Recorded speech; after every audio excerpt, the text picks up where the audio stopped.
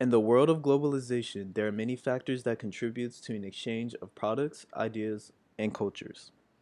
The large contributors to this globalization are the Asian countries that takes up majority of the land on this earth. To be global means to be modern. So Asian countries can be thought of to be the embodiment of modernity. The idea of Asia being modern can't be talked about without mentioning the deep history of the practices of religion, spirituality, and community within these regions. These deep morals that many people of Asian countries have allowed them to view change as something that is inevitable. Because of this mentality, the Asian countries are able to remain modern while celebrating their tradition as an example of balance. For example, the national religion of Japan, Shintoism, is an example where the ancient is reflected in today's society. Shintoism is a religion with no specific text or single creator. The utmost goal of Shintoism is spiritual purity. The followers of Shinto perform cleansing practices to pay respects to kami, or spirits, and it is a belief that can be traced back to as early as 300 BCE. 80% of the Japanese population participate in Shinto rituals, yet not many of them identify as being a follower of Shinto. Because there are diverse interpretations of Shinto throughout the region, this allows the practice to be flexible in an environment with constant change. This is an example of the reason why the ancient traditions of Asian countries can be easily incorporated with their highly globalized economy.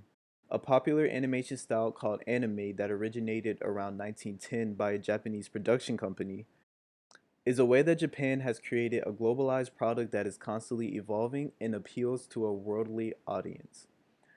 Anime shows often gain popularity because it creatively highlights the perspectives, cultures, and many times the religions of East Asian countries.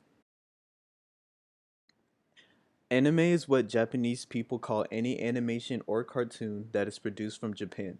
But the world views anime as a specific category of cartoon because of its distinct art type. The first anime is said to be released in 1916, but many of its history was destroyed because of a combination of earthquakes, the bombings of World War II, and natural disintegration. Though the anime at the time looked different than it does today, the subject matters are still similar. The early 1900s anime showed stories about samurai and other traditional tales of history that symbolize a greater understanding of topics like life, companionship, and personal growth. What many people consider the golden age of anime was in the 1980s when a ton of new genres of anime were being invented.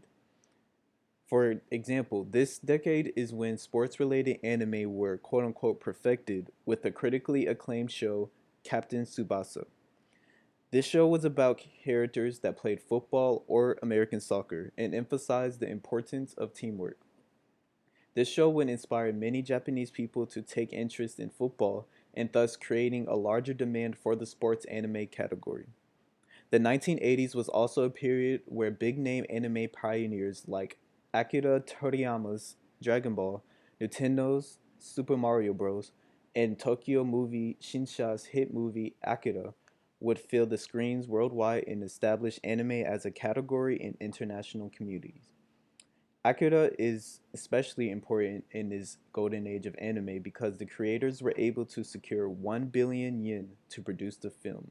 They were able to expand their art creatively by incorporating 24 frames of animation per second compared to the normal 8 frames per second in traditional anime. Because of the global acknowledgement of anime after the 1980s, the anime that followed shortly after in the 90s like Sailor Moon, Naruto, and Studio Ghibli films would exponentially generate money for Japanese anime. Video games, movies, manga, which are books, collectible items, clothing. Whatever product you can think of, anime inspired merchandise was sold all across the world. This is the reason why it is no surprise that in 2017, anime industry set a sales record of 2.15 trillion yen. That's the equivalent of 19.8 billion US dollars in 1 year. Today, it is estimated that anime takes up 60% of the cartoons shown around the world at any given moment. This leads to consumers being unaware that the shows they are watching are created in Japan or heavily inspired by Japanese animation.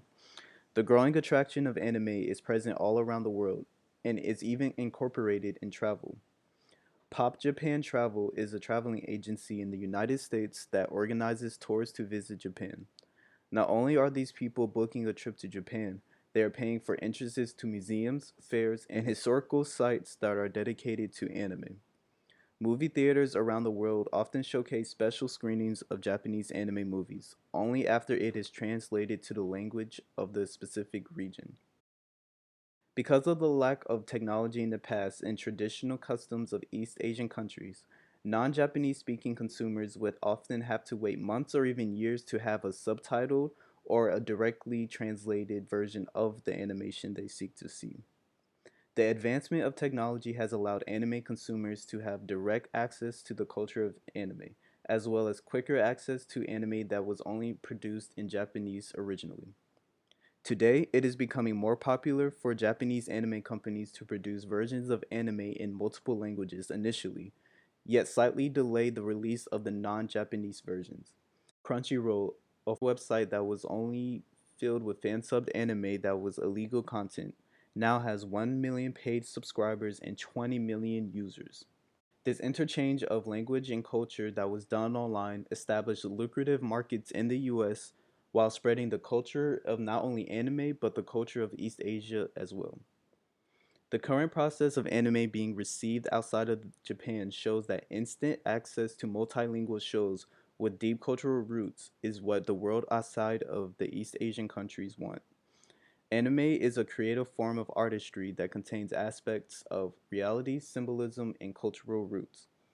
Anime is a glimpse into the depth that Asian countries have within their history, and the popularity of the art is indicative of a highly globalized product that transcends nationality and language.